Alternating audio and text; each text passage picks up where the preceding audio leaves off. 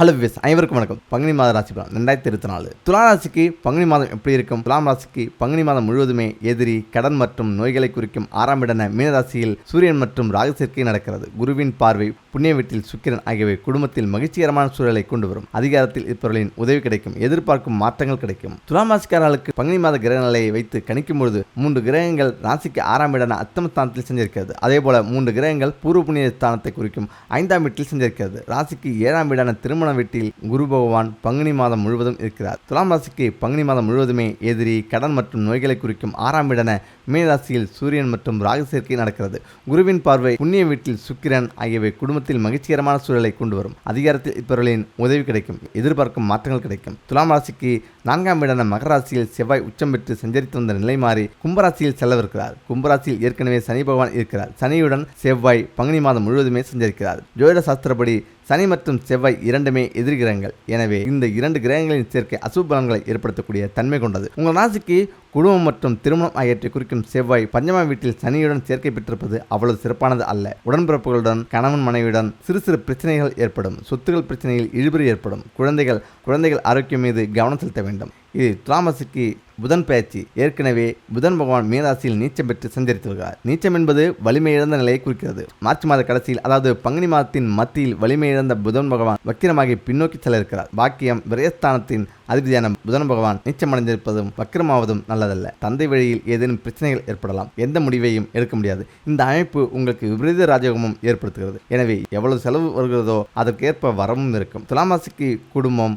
ராசிபதியான சுக்கிரன் மார்ச் 31 மீனராசியில் பேச்சையாகி உச்சமடைகிறார். இதனால் மிகப்பெரிய யோகம் ஏற்படுகிறது. ஏற்கனவே வலிமையிழந்த புதன் உச்சமடையும் சுக்கிரனுடன் இணையும் பொழுது நீசபங்க ராஜயோகம் ஏற்பட்டு புதனால் பொற்காலமும் சுக்கிரனால் மிகப்பெரிய ராஜயோகமும் உண்டாகும். பங்குனி மாதத்தின் மத்திய பகுதி வரை, அதாவது மார்ச் இறுதி வரை இருந்து வந்த நெருக்கடிகள், சங்கடங்கள் நீங்கி நீங்கள் தொட்டதெல்லாம் பொன்னாகும் நிலை ஏற்படும். வெளிநாட்டில் வேலை கிடைக்கும். தொழில் மேன்மை உண்டாகும். சொந்தங்களால் நன்மை கிடைக்கும். மற்றவர்கள் உங்களின் உதவி தேடி வருவார்கள். அலுவலக வேலையில் நீங்கள் எதிர்பார்த்த சலுகைகள், ஊதிய உயர்வு என்று எல்லா விஷயங்களும் கிடைக்கும். சூரிய பகவான் மீனராசிக்கு பேச்சையாகும் பொழுது பங்குனி மாதம் தோன்றுகிறது. இந்த ஆண்டு முழுவதுமே மீனராசியில் தான் ராகு சஞ்சரித்து வருகிறார். எனவே 2024 பங்குனி மாதம் முழுவதுமே ராகு மற்றும் சூரியன் சேர்க்கை மீனராசியில் உள்ளது. எவ்வாறு சனி மற்றும் செவ்வாய் சேர்க்கை முரண்பாடாக இருக்கிறதோ அதேபோல சூரியன் மற்றும் ராகு சேர்க்கை முரண்பாடான அசுப சேர்க்கையாகும். துலாம் ராசிக்கு லாபஸ்தானத்தின் அதிபதியான சூரியன் கடன், நோய் குறிக்கும் 6வது வீட்டில் அமர்ந்திருப்பது கடன் சுமையை ஏற்படுத்தலாம். திடீரென்று கடன் வாங்கும் நிலை ஏற்படலாம். எதிரிகளால் தொல்லை ஏற்படும். உடல்நலக் குறைவு ஏற்பட வாய்ப்புள்ளது. குறிப்பாக செரிமானம், அலர்ஜி மற்றும் உஷ்ணத்தால் பாதிப்புகள் உண்டாகும். துன்பம், கடன் எல்லாமே தீர இதை ஒன்று மட்டும் செய்யுங்க. ஆஞ்சநேய வழிபாடு மிக முக்கியம். பக்தியில் சிறந்த பக்தி ஆஞ்சநேயர் பக்தி என்பார்கள். ஆஞ்சநேயர் ஸ்ரீராமபிராம் மீது அளவு கடந்த அன்பும் பக்தியும் கொண்டவர். அதனால தான் கோயில்களிலையும் கைக்குப்பிய நிலையிலே இருக்கும். சனி பகவான் ஆதிக்கம்தான் நம் வாழ்க்கையில் நடைபெறும் சகலத்துக்கும் காரணம் என்று நினைக்கிறோம். அதனால தான் சனிப்பெயர்ச்சி என்றாலே நாம் பயப்படுறோம். ஆனால் ஆஞ்சநேயர் பக்தர்கள் சனிப்பெயர்ச்சி குறித்தோ, சனி பகவானே என்ன செய்வாரோ, என்ன நடக்குமோ என்று கவலைப்பட வேண்டியதில்லை. புராணங்கள் சொல்வது என்னவென்றால், ஆஞ்சநேயரின் அருள் இருந்தால் சனி பகவானின் தாக்கம் அதிகமாக இருக்காதுங்கிறது.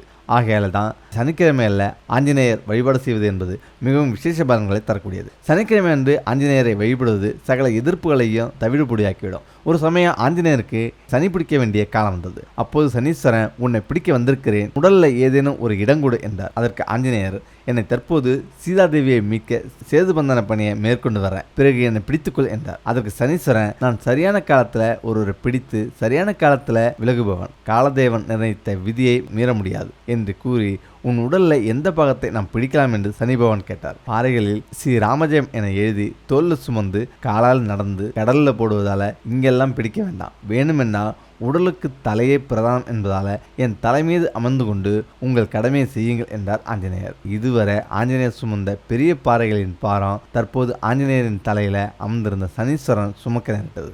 பாரத் தாங்க முடியாத சனீஸ்வரன் சிறிது நேரத்தில் ஆஞ்சநேயரின் தலையில் இருந்து இறங்கினார். 7.5 ஆண்டுகளுக்கு பதிலாக 7.5 வினாடி என பிடித்து கொண்டீர் என ஆஞ்சநேயர் கூறினார். ஸ்ரீ ராமஜெயம் என எழுதிய பாறை என் மீது வைத்து சுமந்தால் நானும் ராமசேவையில் ஈடுபட்ட பாக்கியம் கிடைத்தது. அதனால் உனக்கு ஏதேனும் ஒரு வரம் தர விரும்புகிறேன் என்றார் சனி. ஆஞ்சநேயரோ ராமநாமத்தை பக்தியுடன் உச்சரிப்பவருக்கு ஏழை சனி காலமாக இருந்தாலும் அவருக்கு ஏற்படும் துன்பங்களில் இருந்து நீங்கள் தான் காத்துள்ள வேணும் என்று வேண்டினார். ஓம் ஹம் அனுமதே நம என்ற மந்திரத்தை சொல்லி அனுமனின் தலையில துளசிகளும் வாசனை மலர்களும் வைத்தால் கஷ்டங்கள் யாவும் பறந்து போயிடும். கோதுமையில் செய்த ரொட்டியை பொடி செய்து தயாரிக்கப்பட்ட பலகாரம் மற்றும் வாழைப்பழம் ஆகியவற்றை அவரவர் வசதிக்கேற்ப படைத்து சனிக்கிழமை தோறும் வழிபட வேண்டும். ஆஞ்சநேயன் சரீரத்துல தைலம் கலந்து செந்தூரத்தை பூசணும். இவ்வாறு செய்வதால விரும்பிய பலன்களை பெறலாம். ஆஞ்சநேயருக்கு வெற்றிலை மாலையும் துளசி மாலையும் சாத்தி வேண்டிக் கொள்ளுங்கள். வேண்டுவதையெல்லாம் தந்தருள்வார். அருகிலுள்ள கோயிலுக்கு சென்று ஆஞ்சநேயருக்கு வெண்ணெய் காப்பு செய்து வேண்டிக் கொள்ளுங்கள். உங்கள் வாழ்க்கையின் துன்பங்கள் எல்லாம் அந்த வெண்ணெய் போலவே உருகி போகும். முக்கியமா ஆஞ்சநேய விரதத்தின் பலன்கள்: கணவன் மனைவி வாழ்வில் ஒற்றுமை விளங்கும், பகைமை மறந்து வெற்றி உண்டாகும், தாய் தந்தை அண்ணன் தம்பி உறவு வலுப்பெறும், ஆத்ம பலம் சம்பத் பலம் ஆகிய 6 வகையான பலன்களும் நிரந்தரமாக கிடைக்கப்பெறும். குபேரனுக்கு இணையாக செல்வ பலம் பெற்று வாழ்வாங்க. குழந்தை இல்லாதவங்களுக்கு குழந்தை பாக்கியம் கிடைக்கும். சகல வியாதிகளும் விலகி உடல் ஆரோக்கியம் பெறும். இறுதியில மோட்சம் பெறலாம். செய்யக்கூடாது: ஆஞ்சநேயர் பிரம்மச்சாரி, கடவுள் என்பதால அவரை படிக்க அறையில் வைத்து வழிபடக்கூடாது. அவ்வாறு வைத்து வழிபட்டாலே குடும்பத்தில் பிரச்சனை உருவெடுக்கும். எனவே தான் ஆஞ்சநேயரை பூஜை அறையில் வைத்து மட்டுமே வழிபட வேண்டும். இப்படி வழிபாடு செஞ்சு பாருங்க, உங்கள் துன்பங்கள் உடனே நீங்கும். ஒருவருடைய வாழ்க்கையில தொடர்ந்து துன்பங்கள் வருவதற்கு பல்வேறு காரணங்கள் இருந்தாலும் அதற்கு முக்கியமானதாக பார்க்கப்படுவது முன்ஜென்ம கர்ம வினையே ஆகும். இந்த வினை பயனை யாராக இருந்தாலும் அதை அனுபவித்து தான் கழிக்க முடியும். இந்த நிலையில அதன் பாதிப்புகளை குறைப்பதற்கு தான் சில இடங்களுக்கு சென்று வழிபட வேண்டும் என்று நமது முன்னோர்கள் சொல்லியிருக்காங்க. அதுவும் நம்பிக்கையுடன் சென்று வழிபடும் போது குறைகள் கஷ்டங்கள் நீங்குவதை நம் கண்கூடாக பார்க்கலாம். அதை அடுத்து நமது துன்பங்களை அகற்றுவதற்கு என்ன வழிபாடு செய்ய வேண்டும், அதனால் கிடைக்கும் பலன்கள் என்ன என்பதை பார்க்கலாம். வழிபாடும் அதன் பயன்களும்: சிவன் கோயிலுக்கு செல்பவர்கள் அங்கிருக்கும் வன்னி மரம் வில்லு மரத்தை 21 முறை வலம் வந்து வழிபட்டு வந்தா தீராத பிரச்சனைகள் அனைத்தும் விலகும். வழக்குகள் அனைத்தும் சாதகமா அமையும். 2 சர்ப்பங்கள் இணைந்தது போல காட்சியளிக்கும் நாகசிலைக்கு வெள்ளிக்கிழமை ராகு காலத்துல காலை 10:30 முதல் 12 மணி வரை மஞ்சள் குங்குமம் வச்சு செவ்வரளிப்பு அணிவித்து அபிஷேகம் செய்து வர வேண்டும். மேலும் நெய் தீபம் ஏற்றி கணவன் மனைவி இருவரும் தங்கள் பெயருக்கு அர்ச்சனை செய்து கொண்டால் ஒற்றுமை அதிகரிக்கும். அருகிலுள்ள கோயில்களில் தீபம் ஏற்றி வழிபட்டால் அவ்வப்போது வரும் தாங்க முடியாத துன்பங்கள் துரங்கள்ல இருந்து காக்கலாம். கடன் தொல்லைகள் அதிகரித்து குடும்பத்தை நடத்த முடியாத நெருக்கடியில் சிக்கி தவித்துக் கொண்டிருப்பவங்க யோக நரசிம்மரையும் லட்சுமி நரசிம்மரையும் வழிபட்டு வந்தால் இந்த பிரச்சனையில் இருந்து விடுபட வழிபிறக்கும். நரசிம்மரின் எந்த திருக்கோலத்தை தரிசித்தாலும் கடன் தொல்லைகள், பில்லி சூனியம், ஏவல், திருஷ்டி, திருமணத்தடை போன்றவை விலகி நன்மைகள் உண்டாகும். வெள்ளருக்கு விநாயகரை வீட்டு அறைகளில் கை கெட்டாத உயரத்தில் வைத்து வழிபாடு செய்யுங்க. இதன் மூலம் வீட்டில் ஏதேனும் ஏவல், பில்லி, பூசகன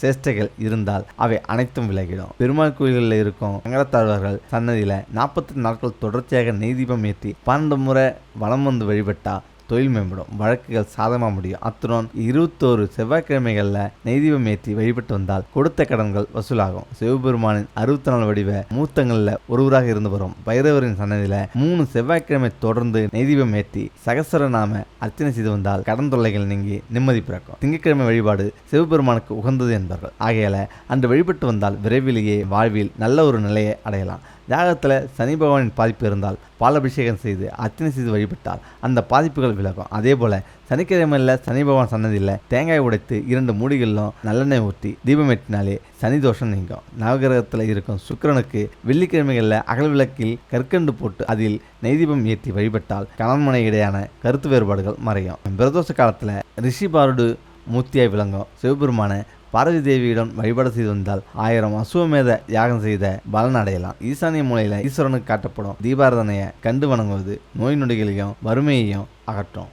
முக்கியமாக வில்வமும் அதன் மருத்துவ குணமும் இது சிவனுக்குள்ள ஒரு சக்தியாகும். 7 ஜென்ம பாவம் விலக ஒரு வில்வம் போதும் என்பாங்க. சிவபெருமானுக்கு அர்ச்சனைக்கு உகந்தது வில்வம் என்பதை அனைவரும் அறிவோம். வில்வத்தில் பல வகை உள்ளது. அதில் மகா வில்வம், கொடி வில்வம், கற்பூர வில்வம், சித்த வில்வம் என பல வகைகள் உள்ளது.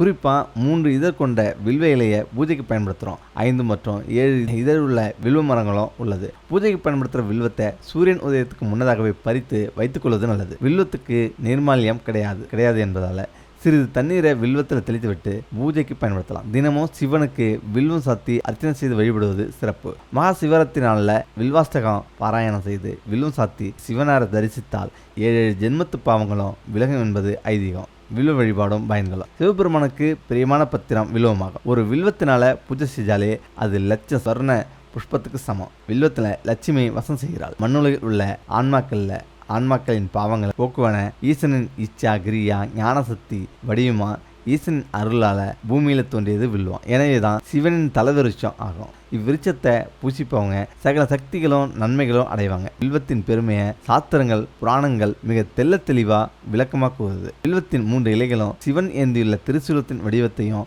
இறைவனின் 3 குணங்களையும் குறிப்பிடவா விளங்குது. ஊழி காலத்துல அனைத்தும் அழியும் என உணர்ந்த வேதங்கள் தாங்கள் அழியாதிருக்க என்ன வழி என ஈசனிடம் கேட்க ஈசனோ திருவைக்காவூர் திருத்தலத்துல வில்லு மரத்தின் விடிவில நின்று தவம் செய்யுமாறு அருளினார். அதன்படி வேதங்களும் வில்லு மரங்களா தவமேற்றியதால திருவைக்காவூர் என்ற ஊர் வில்வாரணை என சிறப்பு பெயர் பெற்றது.